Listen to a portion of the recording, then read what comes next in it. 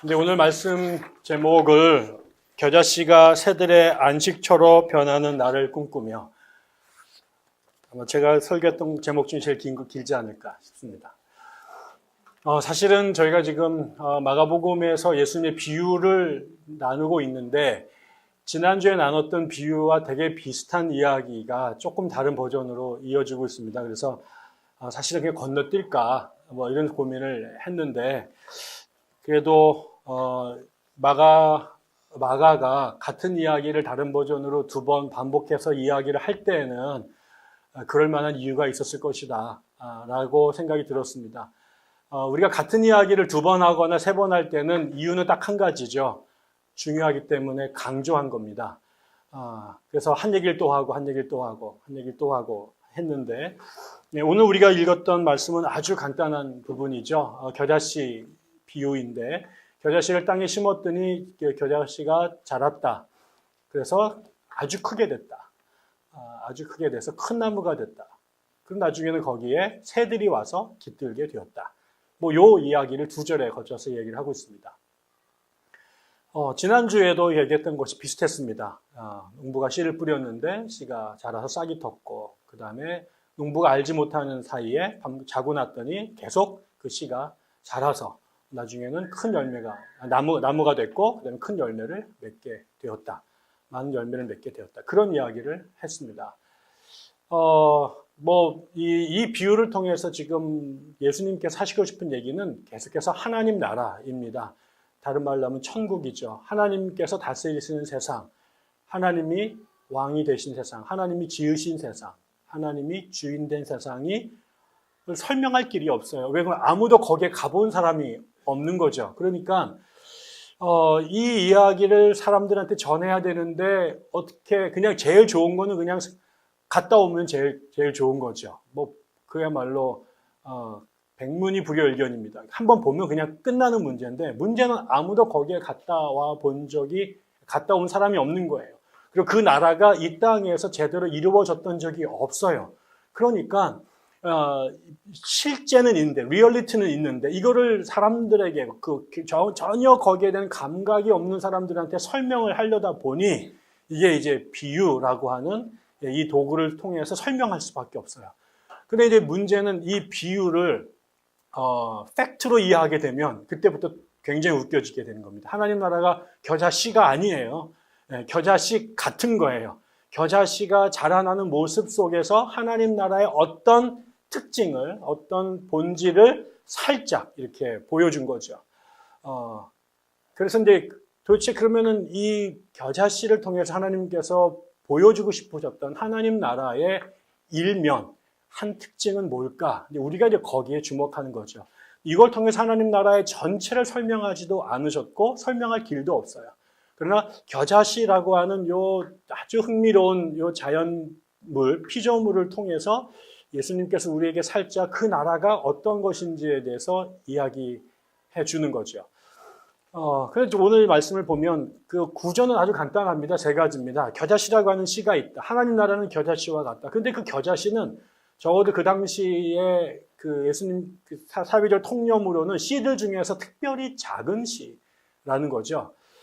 그리고 두 번째 단계는 그 씨가 자라는데 굉장히 큰 나무가 된다. 이게 두 번째고, 세 번째로는 그 나무가 자란 다음에 뭐 하느냐? 거기서 새들이 지나가다가 쉼을 얻는다.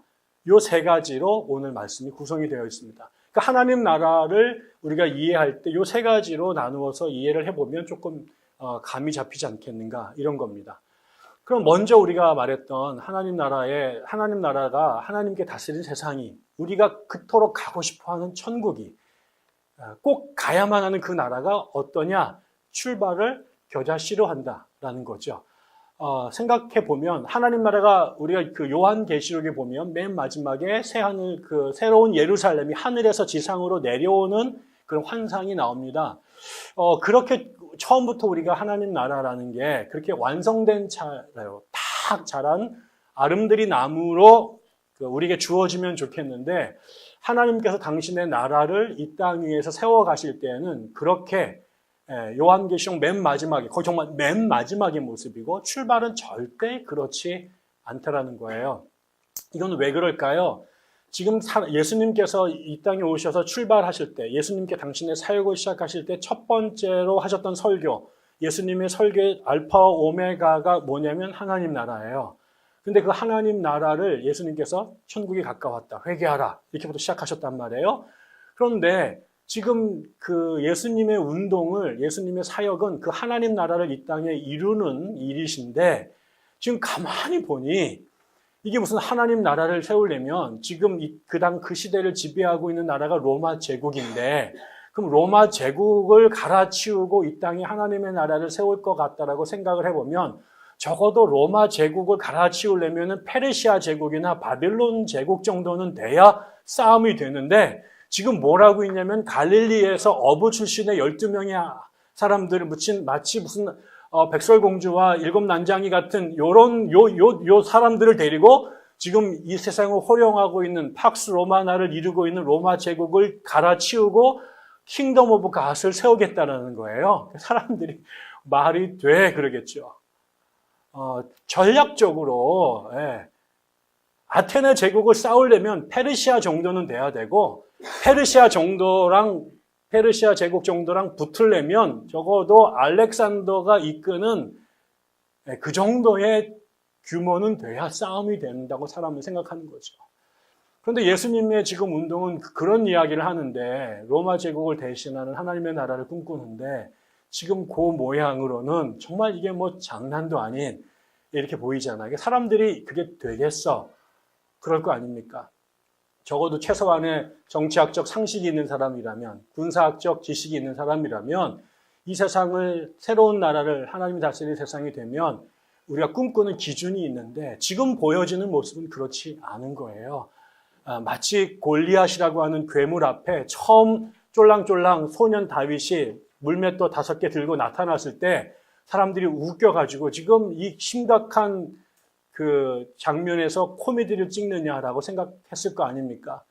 적어도 골리앗 정도랑 붙으려면 최홍만 정도의 사이즈는 돼야 붙어보는데, 애가 짝대기 들고 나와가지고 싸우겠다, 말이 안 되는 거죠.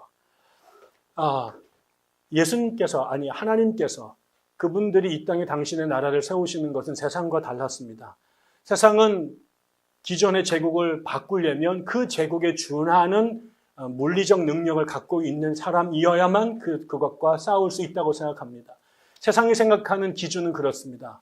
우리가 태권도를 하든 아니면은 킥복싱을 하든 유도를 하든 적어도 비슷한 사이즈의 사람들을 붙입니다.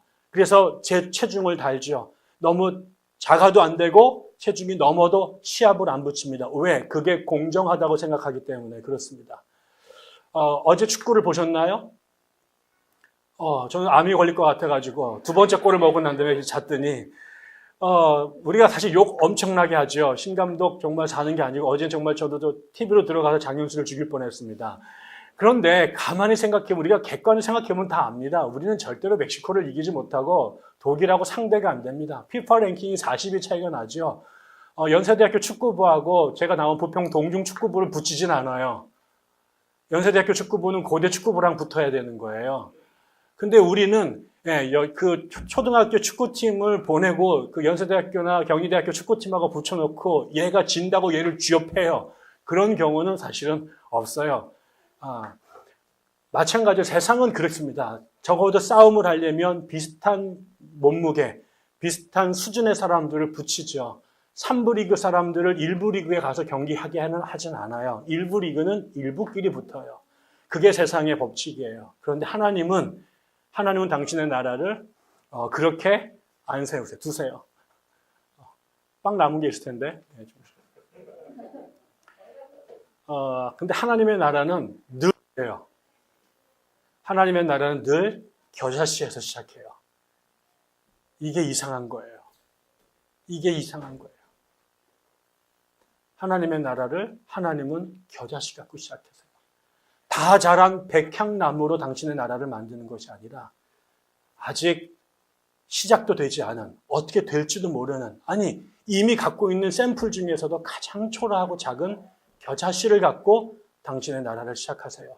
로마 제국을 대체하기 위해서는 로마 원로원을 장악하거나 아니면 아까 알렉산더와 같은 왕족의 사람들을 끌고 오거나 아니면은 스위스의 용병 같은 최정예 부대로 로마를 치거나 예루살렘을 치는 것이 정당할 터인데 하나님은 세상에 있는 그런 골리앗들을 그런 거대한 아름드리 백향나무 완성본을 갖고 당신의 나라를 시작하지 않고 언제나 예외 없이 겨자씨로 시작하셨어요. 당신의 나라를 세우기 위해서 바벨론과 페르시아로 시작하지 않고 고대 근동에 사람 대접받지 않고 흩어져 돌아다니던 하비루라고 하는 사회의 가장 연약한 사람들의 집단, 도적 집단, 유랑민족 집단, 베두인족 집단을 데리고 당신의 나라를 출발하셨어요.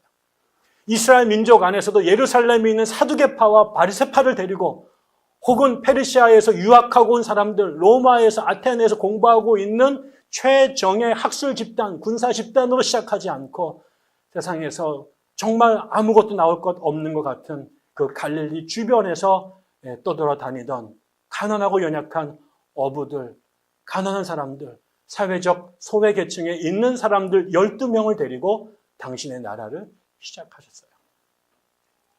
저는 백향나무 교회를 보면서 그런 생각합니다. 우리도 다 만들어진 교회에서 시작했으면 얼마나 좋을까. 누구처럼 개척할 때 목사님께서 건물도 한 10억짜리 사주고 교인들도 한 100명 띄워주고 그 다음에 음향시설 좋은 거 갖다 붙여주고 전도 특공대 좀 파송해주고 그 다음에 이런 사람들로 덕하니 시작했으면 얼마나 좋을까. 그런데 우리도 하나님께서 겨자씨들로 모아놓으셨어요.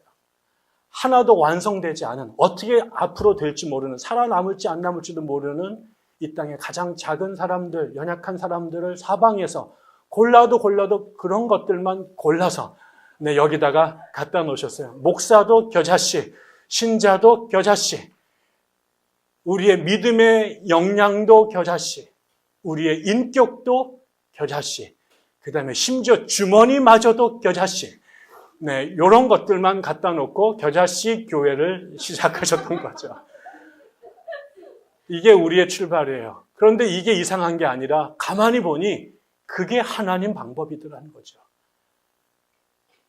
사람들은 큰 것 같고 완성된 것 같고 보기 좋은 것 같고 덩치 큰 것 같고 시작하는데 그건 세상의 방법이에요. 그건 삼성이 시작하는 방법이고 제국이 시작하는 방법인데 하나님은 한 번도 그렇게 시작하지 않으시더라는 거죠. 하나님은 예외 없이 늘 당신의 나라를, 당신의 사역을 겨자씨로 시작하셨다. 두 번째. 그런데 이 재미있는 것은 이 겨자씨가 자란다라는 거예요. 그거는 뭐냐면 이 겨자씨가 겉으로 보면 형편없단 말이에요. 그런데 이 겨자씨 안에 이 콩알만한, 콩알보다 작은 이 겨자씨 눈으로도 제대로 보이지 않는 그 작은 씨앗 안에 이것을 창조하신 하나님께서 기가 막힌 DNA를 집어넣으셨어요. 겉으로 보기엔 초라해서 아무것도 아닌 것 같은데 그 겨자씨 안에 나중에 새가 지나가다 안식을 취할 만큼 넉넉한 힘을 가진 큰 줄기, 당당한 줄기가 있는 나무로 자랄 수 있는 가능성을, 그 포텐셜을 작은 씨 안에 하나님께서 심어두셨다는 거예요. 물론 그것만으로 되지 않습니다. 우리가 아는 것처럼 그 씨가 자라려면 지난주 설교했던 것처럼 우주가 도와줘야 됩니다. 정말 우주가 도와줘야 됩니다. 우주 가운데 단 하나라도 자기 질서를 안 지켜주면 태양이 제때에 뜨고 적당한 때에 비가 내리고 적당한 때에 양분이 땅속에서 제공되지 않으면 이 겨자씨는 절대로 살 수가 없습니다. 그래서 결국 이 겨자씨가 제대로 자라 나무가 되려면 우주가 도와야 됩니다. 다시 말하면 하나님께서 도와주셔야 됩니다. 그런데 흥미로운 것은 하나님께서 도우시는데, 하나님께서 농사를 지으시는데 흥미로운 건 그 아무것도 아닐 것 같은 겨자씨 안에 아름드리 나무로 자랄 수 있는 가능성이 숨겨져 있다는 거죠. 세상 사람들은 그게 안 보입니다. 겨자씨 겉만 보입니다. 외모만 보입니다. 거기에 있는 사람들의 사이즈를 봅니다. 겨자씨 주머니로 모여 있고 인격과 신앙의 겨자씨로 모여 있고 사회적 진분의 겨자씨로 모여 있는데 그거 보고 사람들은 고개를 돌리죠. 등을 돌립니다. 눈길을 다른 데로 돌립니다. 그런데 하나님은 겨자씨 갖고 운동을 시작하세요. 왜? 당신이 아셨거든요. 그 작은 겨자씨 안에 아름드리 나무로 자랄 수 있는 가능성이 그 DNA 안에 보이지 않는 그곳에 심겨 놓으셨다는 걸 하나님은 아셨거든요. 사람들이 볼 때 우리 교회가 아무것도 없죠. 네, 아무것도 없습니다. 그냥 초라하고 작고 연약한 겨자씨에 불과해요. 그런데 하나님께서 우리들을 괜히 부르셨을까? 그것 아니에요. 하나님께서 다윗을 괜히 부르셨을까? 하나님께서 이스라엘 백성을 괜히 부르신 게 아니라 그것 안에 로마 제국을 보는 사람 눈에 보이지 않는 그 무엇, 골리앗에게만 관심이 집중된 사람들 눈에 보이지 않는 그것, 이 땅에 존재하는 거대한 공룡 같은 교회들에게 시선이 집중된 사람들 눈에는 결코 보이지 않는 그 DNA가 여러분과 우리 교회 안에 숨겨져 있다는 것을 하나님은 아셨기 때문에 그렇습니다. 그래서 여러분들을 모아놓은 거죠. 요놈들에게 잘 물을 내리고 양분을 주면 요것들이 꿈틀꿈틀 자라서 보이지도 않았던 그 땅속에 갇혔던 이게 흙인지 씨인지 구별도 볼 수 없었던 그 작은 씨앗이 꿈틀꿈틀 자라서 싹이 트고 이 줄기가 뻗고 나중에 가지가 쭉쭉 뻗는데 나중에 지나가던 새들이 모여서 쉴 수 있는 거대한 아름드리 나무로 자랄 수 있다는 걸 누가 보셨느냐? 하나님께서 보셨다는 거죠. 저는 우리 교회가 사람들이 자기의 발걸음을 움직여서 모였다고 생각할 수 있습니다. 저도 그렇게 생각합니다. 저를 초청하셨던 분들의 손을 제가 잡았고요. 여러분들도 그렇게 인간의 커넥션으로 왔다고 생각할 수 있습니다. 그런데 그건 너머에 또 다른 눈길이 있다라고 보여집니다. 여러분들을 저희 교회로 이끌어 오신 것이 사람이 자기의 뜻대로 발걸음을 옮겼지만 그 발걸음을 이 백향나무로 인도해 오신 그분, 그 작은 씨앗들을 주섬주섬 모아서 여기에다가 심으신 그분이 계시다라는 거죠. 그래서 우리가 모여서 우리의 힘으로 교회를 만드는 것 같지만, 우리가 농사를 짓는 것 같지만, 우리 안에 숨겨진 그 DNA, 우리의 숨겨진 가능성을 보셨던 하나님께서 당신의 손으로, 당신의 섭리로 우리들을 이 자리에 심으셨다는 것들을 우리가 기억해야 될 것 같습니다. 그래서 우리만을 바라보면 우리조차도 헷갈릴 때가 있어요. 우리 자신도 보면 내가 겨자씨라고 하는 것을 아는 순간 좌절할 수 있어요. 겨자씨인 자기조차도 자기가 누군지를 모를 때가 있어요. 내 안에 숨겨있는 하나님이 생겨놓은 그 DNA가 아니라 내가 내 눈에 서로 보이는 그 작고 초라하고 힘없어 보이는 그 외모에, 그 사이즈에, 그 모양의 그 꼴에 우리 스스로 실망하고 낭망할 수 있어요. 저는 우리가 앞으로 해야 될 되게 중요한 것들 중에 하나는 그 사실을 기억하는 것입니다. 우리의 씨앗은 겨자씨에 불과하지만 이 겨자씨들 안에 아름드리 나무를 심어 놓으셨던 하나님, 그분을 기억하는 것, 그리고 그분의 눈으로 서로를 바라보는 것, 내가 갖고 있는 무게와 질량의 사이즈에 그것에 의해서 우리의 심정이 왔다 갔다 하는 것이 아니라 지금 우리 눈에 보이는 현실태에 만족하거나 절망하지 아니하고 앞으로 이루어질 그 가능태를 바라보는 것, 그걸 기억하는 것, 그게 우리가 현재의 우리 작은 모습 안에 넘어지지 않거나 포기하지 않는 거라고 생각합니다. 마지막으로는요, 이게 자라요. 그런데 자랐는데 참 희한합니다. 여러분, 겨자씨 왜 심습니까? 농부가, 저는 이 비유가 너무 이상했어요. 농부가 겨자를 심을 때, 겨자 농부가 거기에 새들의 리조트를 지으려고 나무를 심은 사람은 없을 거예요. 겨자를 심은 농부는 거기에서 겨자를 수확하기 위해서 심었을 거예요. 그 겨자로 머스타드를 만들어서 핫도그 가게에다가 팔거나 하인즈에 팔거나 이러려고 겨자를 심었겠죠. 당연히 겨자를 심은 이유는 거기에서 겨자나무에서 겨자 열매를 수확해서 그거로 돈을 벌려고 심은 거예요. 세상 사람들은 그렇게 심었어요. 그걸로 농부가 돈을 벌려고. 그런데 오늘 비유에서는 예수님께서 겨자에 대한 얘기는 한마디도 안 하세요. 네, 이 겨자 농사를 져가지고 내가 얼마나 떼돈을 벌었는지, 그걸 통해서 얼마나 많은 선교비를 보는지 이런 얘기 절대 안 하시고요. 무슨 얘기를 하냐면 이게 조그만 게 자랐다는 거예요. 근데 자라서 얼마나 많은 겨자를 맺었는가에 대한 전혀 주목하지 않으시고 그 보잘것없던 씨앗이 우람한 나무가 됐는데 그게 공중에서 그 떼약볕에 쉴 곳 찾지 못했던 그 외로운 새들이 그 겨자나무의 그늘에 깃들여서 위기를 넘길 수 있는, 기력을 회복할 수 있는, 안식을 누릴 수 있는 거처가 된다라고 말하세요. 도무지 이상했어요. 도무지 이상하잖아요. 어제도 그런 말씀, 지난주에도 그런 말씀 드렸습니다. 하나님께서 씨앗을 심으셨습니다. 자라게 하셨습니다. 그러고 나서 모든 사람들은 그 열매를, 그 나무의 열매를 누리기를 원하는데, 그 알곡이 맺혔을 때, 그 알곡을 내가 먹으려고 하지 않고, 알곡이 쑥 자라서 이제 결실을 맺게 됐을 때, 농부가 와서 낯을 대서 자른다. 그리고 그때 잘라진 곡식은 곡식 자체에게로 오는 것이 아니라 곡식이 필요한 누군가를 살리는 것에 사용될 것이다. 마찬가지로 세상 사람들은 겨자나무를 심어서, 겨자나무를 키워서 겨자로 자기의 유익을 누리려고 농사를 지을지 모르지만 하나님이 겨자 농사를 지으시는 이유는 그 겨자로 돈을 벌고 겨자를 만들기 위함이 아니라 그 작고 형편없는 씨앗으로 주변에 있는 새들에게 넉넉한 안식처를 주기 위함이라고 말씀하십니다. 이걸 우리 개인에게 한번 적용해 보십시다.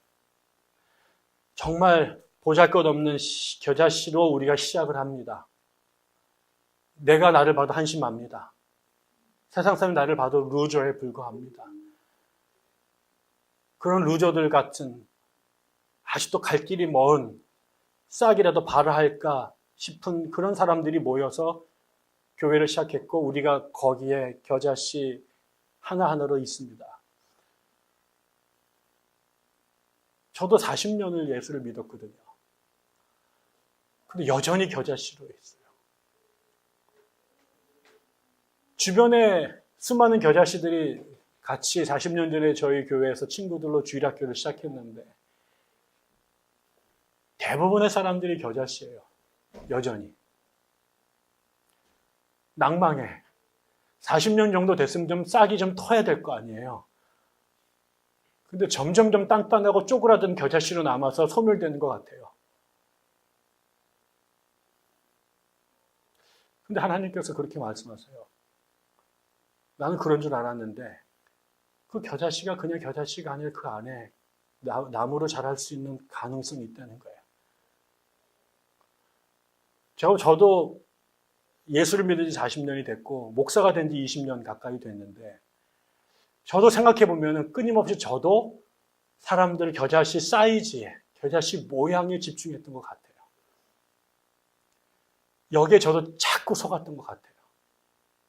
지난 2년의 목회를 하면서 이번에 어려운 시간들을 우리가 쭉 보내면서 보니까 저도 지극히 속물이었더라고요. 우리 교회 굴러 들어올 때 겨자씨 안 왔으면 좋겠다 생각했던 것 같아. 좀 강낭콩만한 것도 좀 들어오면 좋겠다.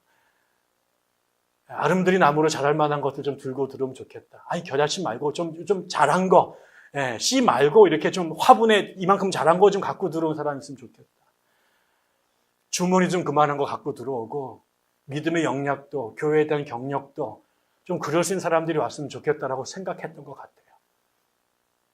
그리고 그런 거를 기대했는지도 몰라요. 그런데 오늘에 와서 말씀을 보니까 하나님은 계속해서 그 사이즈를 볼시한 게 아니라 그 속에 있었던 가능성을 본 거죠. 그 겨자씨 안에 나중에 이것이 자라서 우람다리 나무가 될 것을 하나님은 계속해서 그걸 보고 겨자씨를 선택하신 거였죠.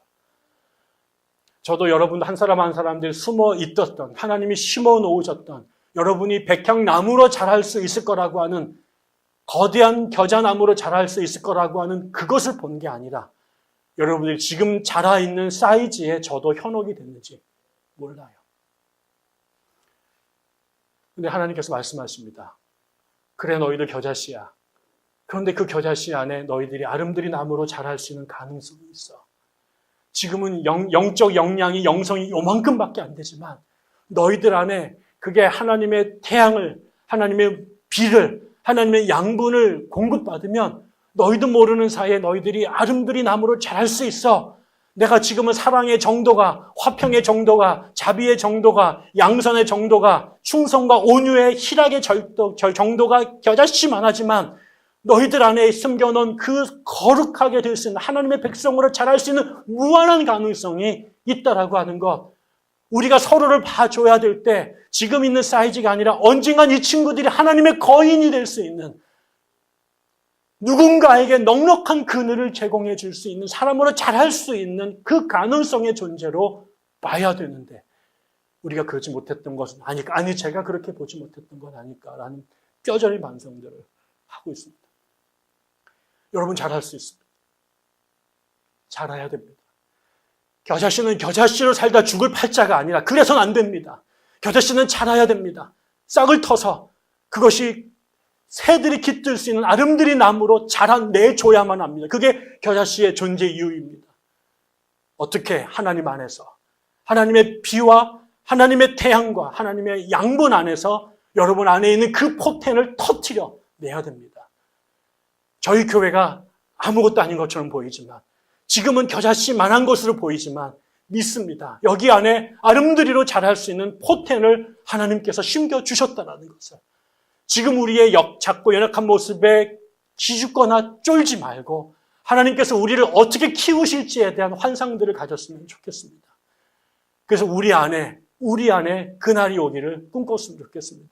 여러분이 잘할 겁니다. 여러분 개개인의 씨앗이 터질 겁니다. 저는 40년째 발화 못하고 있지만 아직 포기하지 않았습니다. 왜? 나는 40년 더 살 거거든요. 앞으로 시간이 남았습니다. 잘할 겁니다. 포기하지 않습니다. 이미 근육이 더 자라기도 크고 키도 더 이상 자라진 않겠지만 내 겉사람은 후퇴하지만 내 속사람은 날마다 새로워질 가능성을 포기할 수 없습니다. 여러분들도 잘할 것입니다. 여러분들도 또 여러분이 집사가 못 되고 평생 장로가 못 될 가능성이 있어도 여러분이 이 세상에는 CEO가 못 되고 국회의원이 못 된다고 할지라도 하나님 백성으로 무한하게 자랄 것입니다. 그런데 여러분 중요한 게 있습니다. 이 목적이 뭐냐면 깃드는 거잖아요. 다른 사람들이 와서 내 그늘에서 쉬는 거잖아요. 그럼 내가 그 사람들을 쉴 수 있는 안식처가 되는 거잖아요. 여러분이 어떻게 해야지 안식처가 될까요? 파라솔 들고 다니면 안식처가 될까요? 여러분이 들어야 될 파라솔이 뭘까요? 누군가가 여러분 옆에 와서 쉴 수 있는 그늘이 되려면 여러분이 뭘 갖고 있어야 되겠습니까?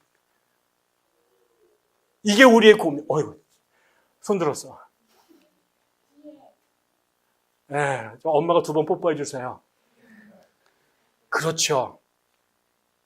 뭐가 필요할까요? 바로 그렇죠. 그게 성령의 열매예요. 우리 안에 사랑이 자라야 돼요. 자비가 자라야 돼요. 양선이 자라야 돼요. 충성과 지혜와 온유가 자라야 돼요. 어떤 사람은 여러분의 지혜의 그늘이 필요해요. 어떤 사람은 여러분의 자비의 그늘이 필요해요. 어떤 사람은 여러분의 용서의 그늘이 필요해요. 어떤 사람은 여러분의 사랑의 그늘이 필요해요. 그 열매를, 그 가지를 여러분들이, 우리 교회가 만들어내야 돼요. 건물을 크게 져서 여기다 에어컨 빵빵하게 틀어놓는 것도 지나가다가 쉴 수 있는 공간이 되어야 되지만, 그거는 은행에 갈 수도 있어요. 거기 가면 에어컨 얼마든지 쓸 수 있어요. 근데 우리 교회가 그것을 주는 곳은 아니잖아요. 우리가 교회를 찾아 들어가는 그리스도인 당신들과 저를 찾아오는 이유는 여러분 곁에 머물 수밖에 없는, 여러분이 제공해주는 그늘들이 있는데, 가지들의 그늘이 있는데, 그것은 세상이 줄 수 없는 사랑이어야 되고, 세상이 줄 수 없는 용서여야 되고, 세상이 줄 수 없는 자비와 양성과 충성과 지혜여야 돼요. 이거를 키워내는 거예요. 앞으로 우리 교회가 무엇을 우리의 고울로 삼고 갈까? 우리 교회의 레종대때로 우리의 존재 이유가 뭘까? 왜 우리 교회가 존재해야 될까? 우리가 그늘을 제공하는 겨자나무가 되는 것인데, 각자가 그 브랜치들이 되어줘야 되는데, 그러면 여러분 안에 성령 하나님께서 키워내시는 그 포텐들, 키는 더 이상 자랄지 아니지만 무한하게 키워낼 수 있는 사랑. 여러분의 키는 180을 넘지 못하겠지만 여러분의 사랑은 무한대로 증가할 수 있어요. 여러분의 자비와 지혜는 무한대로 성장할 수 있어요. 우리의 육체를 넘어서는 범위까지 우리의 그것은 자라내야 되는 거죠. 앞으로 우리가 수많은 예배를 드리고 수많은 회의를 하고 수많은 프로그램들을 만들고 수많은 논쟁과 싸움을 할 겁니다. 오케이, 괜찮아요. 때로는 악다구니 쓰고 밥상 뒤집어 엎을 수도 있어요. 문 열고 나갔다 20번도 할 수 있어요. 그러나 그 모든 싸움과 고난과 기도와 논쟁의 궁극적 목적이 있어요. 어떻게 하면 당신의 그 포텐을 터뜨릴 것인가? 어떻게 우리 교회가 그 사랑의 가지를, 그 사랑의 그늘의 가지를 무한대로 뻘쳐낼까? 이것을 위한 것이라면 싸웁시다. 이것을 위한 거라면 공부합시다. 이것을 위한 거라면 같이 붙잡고 기도하십시다. 기도하는 거, 예배하는 거 너무 쉬워요.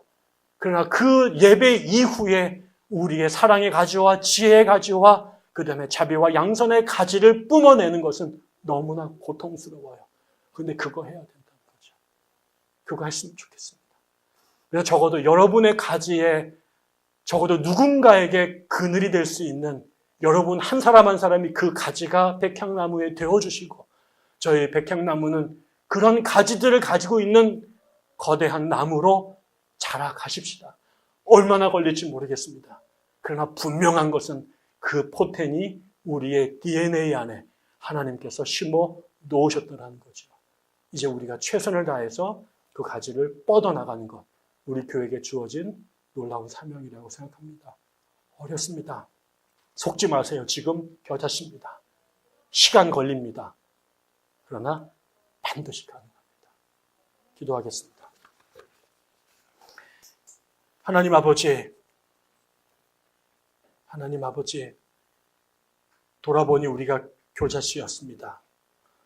그런데 하나님의 나라를 품은 겨자씨였습니다. 하나님이 심으셨고 자라게 하실 겨자씨였습니다.